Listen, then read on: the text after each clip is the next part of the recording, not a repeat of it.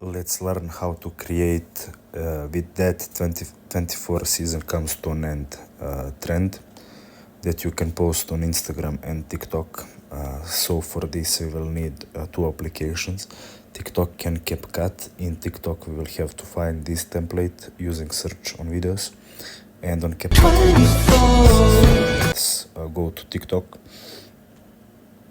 and you will have to write it down on search. And with the 2024 season comes to an end.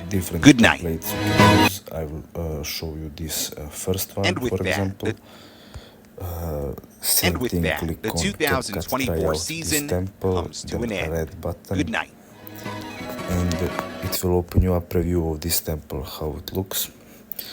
Just click on use template and select images or videos you want And to with post. that, the 2024 When you're done, season just click on next,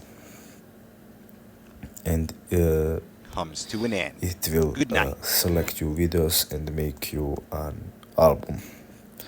When you're done with editing, just click on export and you're done. So thanks for watching and see you in the next video.